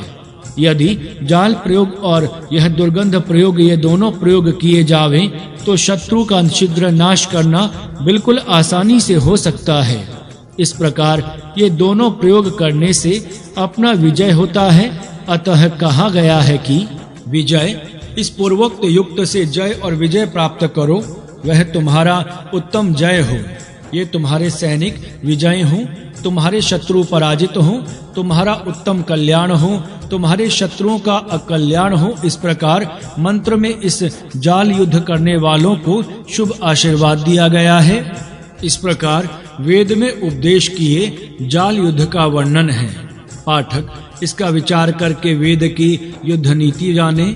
इंद्रजाल शब्द आध्यात्मिक बंधन का भी भाव बताता है। इस दृष्टि से इस सूक्त का कोई विचार करे यह विशेष अन्वेषणीय है। शत्रु पराजित हो वे भाग जावे, हमारे ज्ञानी वीर द्वारा प्रेरित हुए शत्रु किसी प्रकार भी ना बचे। शत्रु के शस्त्र गिर जाएं, वे हमारे शस्त्रास्त्रों को ना सह सकें, वे डर जाएं और इनके मर्म बेधे जाएं। सब लोग इन शत्रुओं की निंदा करें, हमारे शत्रु को किसी ज्ञानी की सहायता ना प्राप्त हो, वे किसी स्थान पर ना ठहर सकें, वे आपस में एक दूसरे को टकराते हुए मर जाएं। देवरथ की घोड़ियां चारों दिशाएं हैं। उस रथ के विविध भाग पुरुषाक्ष, अंतरिक्ष, धूलोक, पृथ्वी ये हैं। 6 ऋतु घोड़ियों के लगाम हैं। बीच के स्थान संरक्षक नौकर हैं और वाणी ही मध्य स्थान है। संवत्सर, परिवत्सर, विराट, अग्नि ये क्रमशः रथ बैठने का स्थान, दंड और रथ मुख हैं। इंद्र इस रथ में बाईं ओर बैठता है और चंद्रमा सारथ्य करता है। इस प्रकार जय प्राप्त कर, विजय संपादन कर, आत्मसमर्पण से ही जय मिलता है। ये हमारे वीर जय प्राप्त करें, शत्रु का पराजय करें, अपने लोगों को शुभ आशीर्वाद, शत्रु को शाप, सब शत्रुओं की गिरावट हो। पराक्रम से विजय, युद्ध की नीति। युद्ध नीति का वर्णन करने वाले सूक्त वेद में अनेक हैं, परंतु इस सूक्त में जाल युद्ध का वर्णन है। यह इस सूक्त की विशेषता है। जाल में शत्रु सैन्य को पकड़कर सब सैनिक जाल में बांधे जाने के पश्चात उनका उचित शस्त्रास्त्रों से वध करने का नाम जाल युद्ध है। पाठकों ने यह जाल युद्ध देखे ही होंगे। प्रायः मछलियां पकड़ने वाले धीवर लोग सूत्र के जाल बनाते हैं और उसमें मछलियां पकड़ते हैं। ये सूत्र के जाल युद्ध में उपयोगी नहीं होते, क्योंकि शत्रु के सैनिक यदि इस सूत्र के जाल में पकड़े गए तो वे अपने तीक्ष्ण शस्त्रों से जाल काटकर बाहर आ सकते हैं। अतः यहाँ का युद्ध का जाल ऐसा ही होना चाहिए कि जो सहज ही में काटा ना जा सके। आजकल के युद्धों में तारों के जाल अथवा कंटकित तारों के जाल वरतते हैं।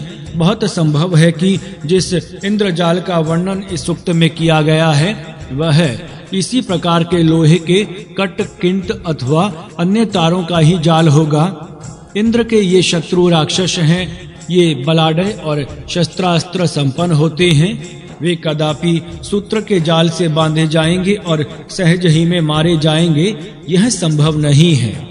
इस सूक्त में इंद्र ने इस जाल के द्वारा हजारों और लाखों शत्रुओं को बांधा है और मारा, ऐसा वर्णन है। अतः यह जाल निसंदेह लोहे का होने योग्य है। इसका वर्णन इस प्रकार है। इंद्र स्वयं बड़ा शूर है, उसके पास सैन्य भी बहुत है। वह स्वयं सैकड़ों प्रकार के पराक्रम करता है। उसका बड़ा भारी जाल है, मानो उसका जाल इस अंतरिक्ष जैसा विस्तृत है। चारों दिशाओं में उसके जाल के स्तंभ खड़े किए जाते हैं। इस विस्तृत जाल में शत्रु की सेना पकड़ी जाती है और एक बार सेना इस जाल में पकड़ी गई तो उनमें से एक भी बच नहीं सकता। इस रीति से इस ढंग के जाल युद्ध द्वारा इंद्र हजारों और लाखों शत्रुओं का संहार करता है। इस मंत्र भाग में यह वर्णन बड़ा मनोरम है और जाल युद्ध का महत्व भी इससे प्रकट होता है।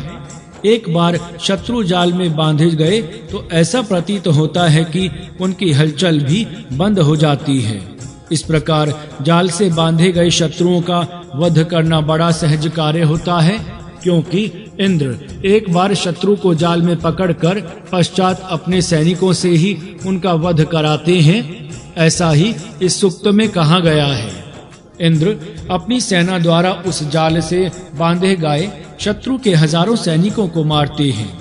इस वर्णन से स्पष्ट हो जाता है कि जाल में बंधे शत्रु सेना का वध करना सहज बात है।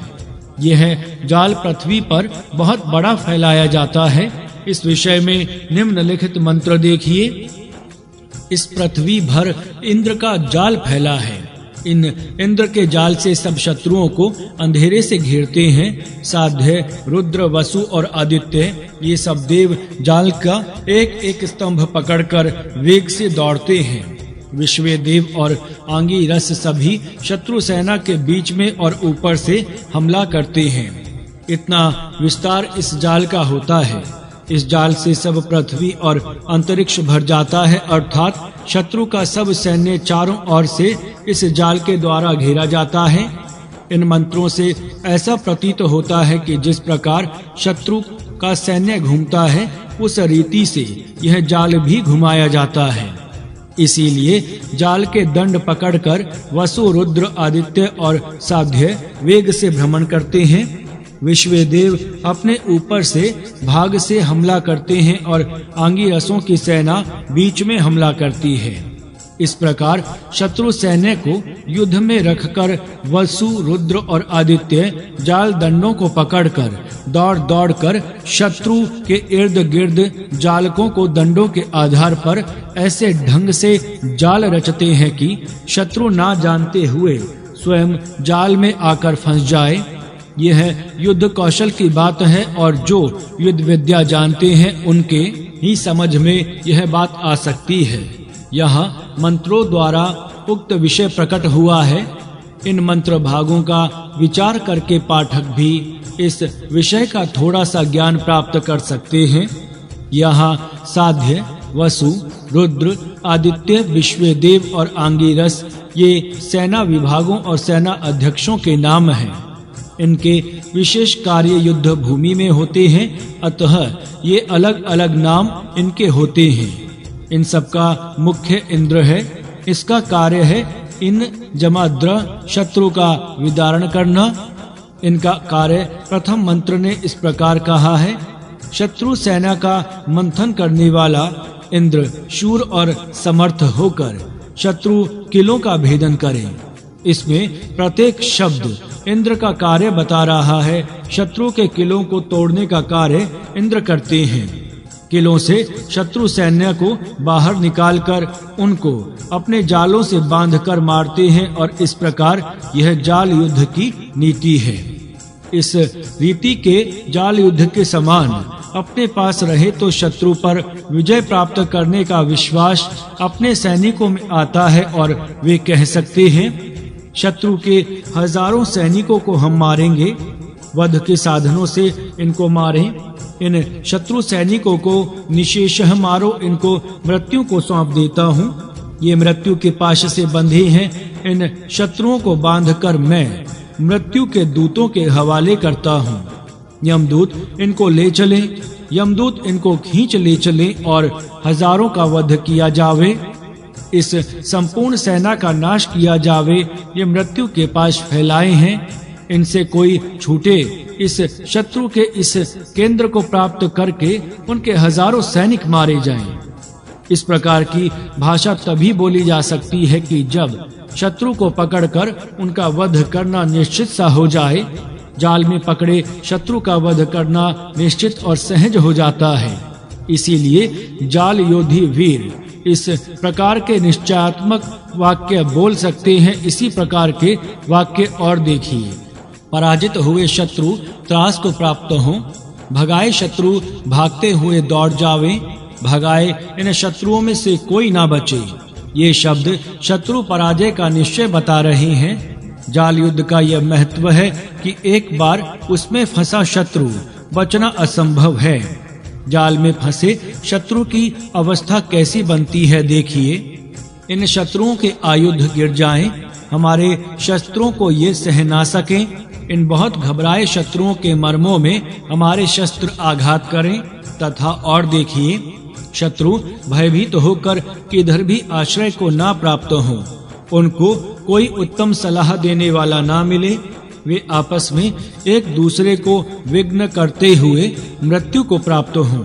यह अवस्था शत्रु की तब होगी जबकि अपने निश्चित विजय की संभावना हो। इंद्र और शर्व, अक्षु और जालों के द्वारा इस सेना को मारें। इस मंत्र में जाल युद्ध की शक्ति बताई गई है। संपूर्ण शत्रु सेना को मारना केवल जाल युद्ध से ही संभवनीय है। जाल में पकड़े गए शत्रु सेना पर कितनी भयानक आपत्ति आती है, इसकी कल्पना अगले मंत्र भाग से हो सकती है। जाल में पकड़े गए शत्रुओं पर मृत्यु के समान कष्ट, भूख, बंधन, वध और भय आ पड़ते हैं। शत्रु का कोई मनुष्य इनसे बच नहीं सकता। शत्रु सेना पर ऐसी भयानक आपत्ति आती है, इसीलिए यह जाल युद्ध शत्रु को बहुत डर उत्पन्न करने वाला होता है। इसी मंत्र के साथ निम्नलिखित मंत्र देखिए। बंधन, उग्र विपत्ति, ना कहने योग्य कष्ट, श्रम, आलस्य, मोह, इनसे ये सब हमारे शत्रु जर्जर हो जाएं।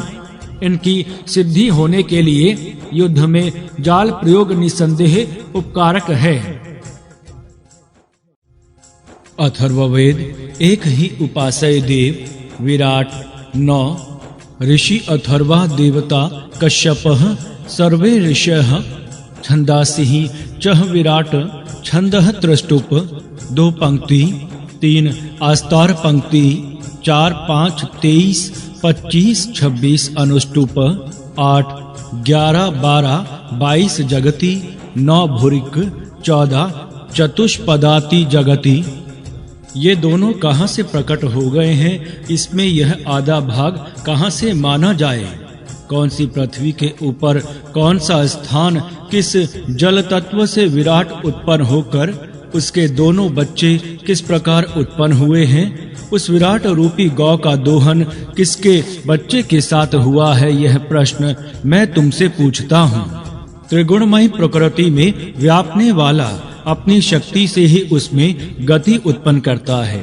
उससे विराट नामक कामधेनु होती है, उसी का वह बच्चा है जो दूर की गुफा में अपने शरीरों को बनाता है। 3 बड़े तत्व हैं, जो चौथा है वह वाणी को प्रेरित करता है। ज्ञानी तप से इस ब्रह्म को जानता है, जिसमें एक मन का योग किया जाता है।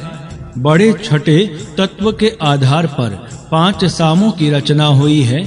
बड़ी से ही बड़े का निर्माण हुआ है, परंतु पहली बड़ी कहाँ से होती है? प्रकृति माता से तन मात्रा की उत्पत्ति होती है और उससे पृथ्वी आदि की उत्पत्ति होती है। माया से इस प्रकार माया की उत्पत्ति होती है और इस माया के ऊपर माया का निरीक्षक भी है। वैश्वानर उतना ही है जितनी धौ है। जहाँ तक धुलोक से पृथ्वी तक अंतर है, उसमें वैश्वानर की व्याप्ति है। वैश्वानर छठा है, जिससे स्तोम और यज्ञ प्रचलित होते हैं और ये सब फिर उसी में जा मिलते हैं। हे कश्यप, ये हम 6 ऋषि तुझसे पूछते हैं, तू सबको योग्य स्थान में नियुक्त करता है, अतः इसका उत्तर दो। विराट ब्रह्मा का पिता कहते हैं, उस विषय में हम सबको सब प्रकार से कहो। हे ऋषिगण, जिनके चलने से यज्ञ चलते और जिसके स्थिर होने से यज्ञ स्थिर होते हैं, जिनकी प्रेरणा से आत्मा प्रेरणा करता है, यही विराट देवता है। यह विराट स्वयं प्राण वाली ना होती हुई प्राणियों के प्राण के साथ चलती हैं, तथा यह विराट स्वयं प्रकाश आत्मा के पास भी पहुँचती हैं। सबको स्पर्श करने वाले इन विराट को कई देखते हैं और कई इनको देख नहीं सकते। इस विराट के अंदर स्त्रीत्व और पुरुषत्व किस प्रकार रहता है, इसके ऋतु और कल्प किस क्रम से होते हैं और कौन इसको यथावत जानता है, इस विराट का धाम किसने देखा है और इसके प्रभात समय का किसको पता है, इस विराट का कितने प्रकारों से दोहन किया है और अर्थात कितने रस इससे निकाले जाते हैं। यही विराट पहली प्रकाशित हुई है, जो अन्यों में प्रविष्ट होकर विचरती है। इसके अंदर बड़ी-बड़ी शक्तियां हैं। यह नववधू के समान सब पर प्रभाव डालती है। छंद के दो पक्ष हैं, जो एक ही छंद में अनुकूलता से कार्य करती हैं। जैसे सूर्य पत्नी प्रभा उषा काल से प्रकाशित होने का प्रारंभ होता है, उसी प्रकार ये दोनों छंद के पक्ष अक्षीण होकर विशेष बल के साथ सर्वत्र संचार करते हैं। तीनों शक्तियां सत्य के अनुकूलता के साथ होती हैं तथा तीनों यज्ञ वीर्य के साथ चलते हैं। एक संतान की रक्षा, दूसरी बल की रक्षा और तीसरी देव के उपासकों के राष्ट्र की रक्षा करती है। अग्नि और सोम ये यज्ञ के दो पक्ष हैं। यह बात ऋषियों ने मानी है और वे ऐसा भी मानते हैं कि जो चतुर्थ अवस्था है वहाँ त्रिष्टुप जगति अनुष्टुप रूप से यजमान के लिए स्वर्ग का सुख भर देती है। एक गौ के अनुकूल 5 उषाएं 5 दोहन समय हैं। 5 ऋतु 5 दिशाएं, इनके ऊपर एक का अधिकार है। इस एक के पास सबको पहुंचना है। सत्य मार्ग का प्रथम प्रवर्तक आत्मा है। उससे 6 तत्व उत्पन्न हुए हैं। 6 मास 6 दिनों का यज्ञ समाप्त करते हैं। जिस प्रकार 6 बैल जोते हुए हल को किसान चलाते हैं, वैसे ही यह साम 6 दिनों वाले यज्ञ को चलाता है। जगत में धुलोक और पृथ्वी के अंदर भी 6 पृथ्वी सरीखे गोल हैं। शीतकाल के 6 मास हैं, उष्ण काल के भी 6 मास हैं। इनके ऋतु हमें बताओ और यह भी बताओ कि इनमें रिक्त कौन है। 7 कवि उत्तम पत्र लेकर यहाँ बैठे हैं। उनके साथ 7 छंद हैं और 7 दिशाएं भी हैं। 7 होम 7 समिधाएं, 7 शहद 7 ऋतु और 7 घृत भूत मात्र के चारों ओर हैं। उनके साथ 7 गिद्ध भी हैं, ऐसा हम सुनते हैं। 7 छंद उनके 4 उत्तर पक्ष एक दूसरे के साथ मिले हुए होते हैं। ये स्तोमों में कैसे रहते हैं और ये स्तोम उनमें कैसे रहते हैं। गायत्री त्रिव्रत को कैसे व्यापा है, त्रिष्टुप पंचदश के साथ कैसे युक्त हुआ है, 33 के साथ जगती कैसी व्याप्ति है और अनुष्टुप 21 से कैसे संबंध रखता है। सत्य के पहले प्रवर्तक से 8 तत्व उत्पन्न हुए हैं। ये 8 दिव्य ऋत्विज अदिति के भी ये 8 पुत्र हैं। 8वीं रात्रि से यही अदिति हवनीय पदार्थों को प्राप्त होती हैं। इस प्रकार अपना कल्याण है यह जानकर आपकी मित्रता मैं प्राप्त हुई हूँ, मैं सेवनीय हूँ। आपका यज्ञ सबके सम प्रत्न से होने वाला है। यह आपके लिए कल्याणकारी होवे। यह यज्ञ आप सब में प्रचलित रहे। इंद्र के 8, यम के 6, ऋषियों के 7 प्रकार के 7 हैं। 5 प्रकार के जल औषधियों में प्रविष्ट होकर सब मनुष्यों की सेवा करते हैं। केवल एक अमृत रूपी दूध देती है गौ। इंद्र के लिए अपना दुग्ध अर्पण करती है वही गौ। और यही देव, मनुष्य, असुर और ऋषियों को चारों प्रकार से तृप्त करती हैं। यह एक गौ कौन है, वह एक ऋषि कौन है, उनका धाम कहाँ है, उनके आशीर्वाद कौन से हैं, इस पर पृथ्वी पर एक उपासक कौन है और एक ऋतु कौन सा है। एक ही गौ है और एक ही ऋषि हैं। उनका धाम भी एक ही है, आशीर्वाद भी एक ही रीति से होता है। पृथ्वी भर एक ही पूज्य देव हैं। सबका ऋतु भी एक ही है, उनका अतिक्रमण कोई कर नहीं सकते। एक ही उपासय देव, एक उपासय देव। संपूर्ण पृथ्वी पर जितने मनुष्य हैं, उन सबका एक ही उपासय देव है। यह बात इस सूक्त के अंतिम मंत्र में कही है। देखिए, इस संपूर्ण पृथ्वी पर एक ही सर्वव्यापक सबका उपासय देव है। इसका अतिक्रमण कोई कर नहीं सकता, क्योंकि इसकी शक्ति सर्वोत्तपरी है। इसी उपासय देव की महिमा इस सूक्त में वर्णन की है, परंतु वर्णन की रीति ऐसी गूढ़ है कि कई मंत्रों का अर्थ विचार करने पर भी पूर्णतया समझ में नहीं आता। तथापि इस समय तक जितनी खोज हुई है उसके अनुसार कुछ स्पष्टीकरण यहाँ करते हैं। इसके पश्चात पाठक अधिक खोज करने का यत्न करें। इस सूक्त के पहले मंत्र में कुतः तो जातो, ये दो कहाँ से प्रकट हुए, यह प्रश्न पूछा गया है। अर्थात किसी एक पदार्थ में से ये जगत में सुप्रसिद्ध हो पदार्थ कैसे उत्पन्न हुए, यह प्रश्न का तात्पर्य है। स्त्री और पुरुष, रई और प्राण, इन दोनों का सांकेतिक नाम चंद्र और सूर्य भी है। यहाँ से चांद और सूर्य अपेक्षित नहीं है, परंतु जगत की सोम शक्ति और अग्नि शक्ति अपेक्षित है। इसी सूक्त के 14वें मंत्र में अग्नि पोषमो शब्द है। यह शब्द इस जगत की आग्नेय शक्ति और सोम शक्ति का वाचक है। इस जगत को अग्नि सोमीय जगत कहते हैं, क्योंकि इसमें ये दो ही पदार्थ जो रसात्मक शांत शक्ति हैं वह सोम की है, और जो उग्र तीव्र तथा उष्ण है वह आग्नेय शक्ति है। इन दोनों को रई, प्राण, सूर्य, चंद्र, इड़ा, पिंगला, प्रकृति, पुरुष, जड़ चैतन्य, अनात्मा, आत्मा, इस प्रकार के अनेक नाम हैं। इन अनेक द्वंद्व सूचक नामों से दो तत्वों का ज्ञान होता है, जिसको स्त्री और पुरुष कहा जाता है। ये दो उत्पन्न होने के पूर्व एक ही तत्व विद्यमान था। इस एक से ही ये दो तत्व कैसे उत्पन्न हुए हैं, मनुष्य को इसी प्रश्न का विचार करके जानना चाहिए कि इन दोनों का मूल कहाँ है। मूल एक तत्व था, उसके एक अंश से प्रकृति पुरुष की उत्पत्ति हुई। शेष जो रहा उसके विषय में कतमः स अर्ध, वह अर्ध कौन सा है जिसमें स्त्री पुरुष शक्ति विभिन्न नहीं हुई है। यह मूल तत्व का आधा भाग कहाँ रहा है, इसी विषय में वेद में कहा गया है।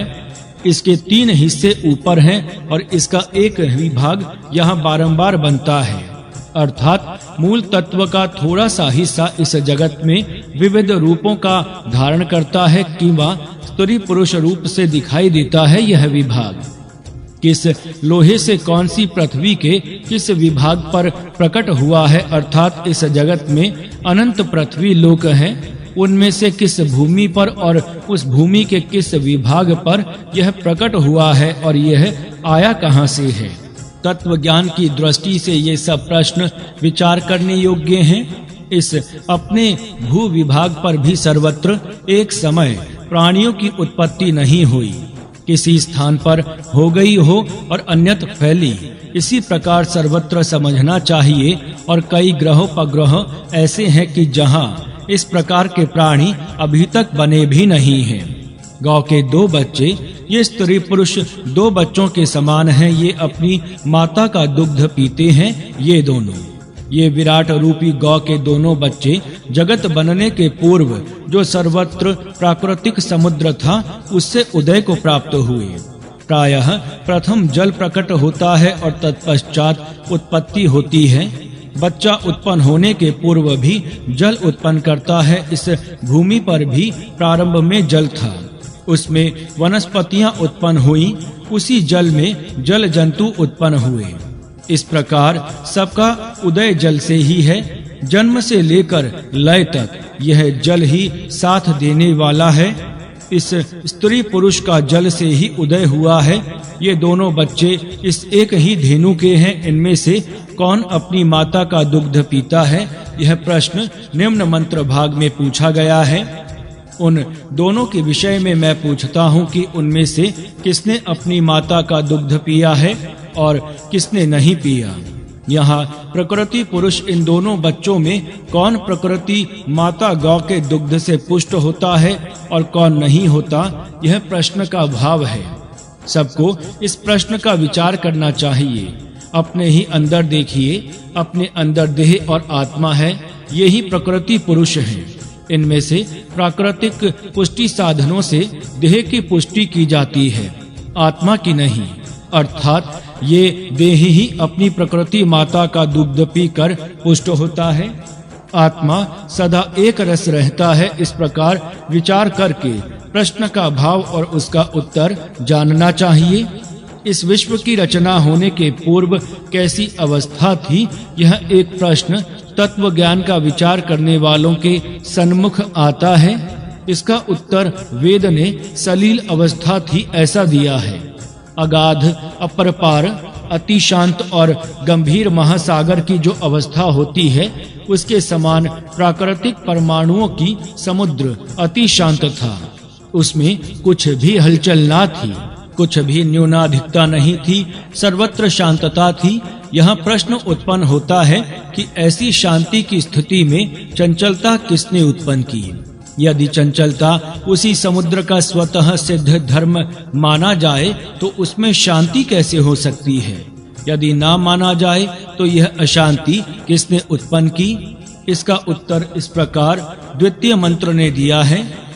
सत्व, रज और तम रूपी तीनों गुणों से युक्त प्राकृतिक बिछोने पर सोने वाला यह एक देव है। जब तक यह सोया हुआ रहता है तब तक इस प्राकृतिक समुद्र में बिल्कुल हलचल नहीं होती। इसकी निद्रा समाप्त होने तक सर्वत्र शांति फैली रहती है।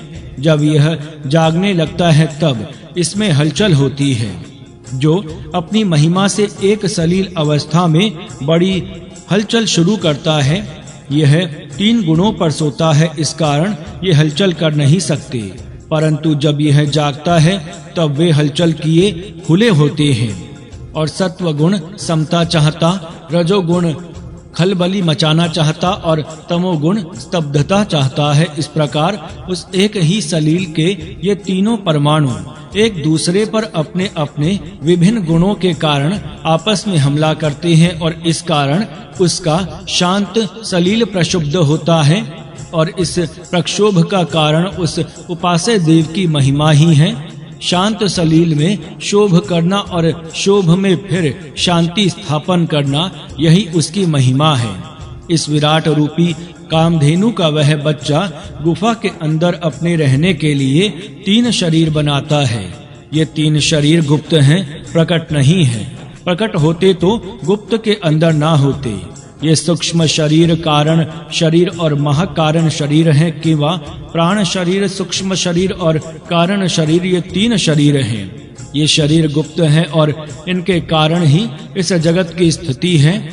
यह आत्मदेव ये शरीर अति गुप्त रीति से करता है। इस कारण इनकी उत्पत्ति, स्थिति, वृद्धि आदि का पता साधारण लोगों को नहीं लगता।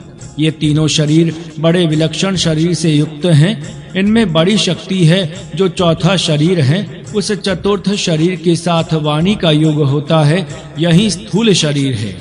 यह स्थूल शरीर भाषण करता है, वक्तृत्व करता है, आत्मा के अंदर भाव प्रकट करता है।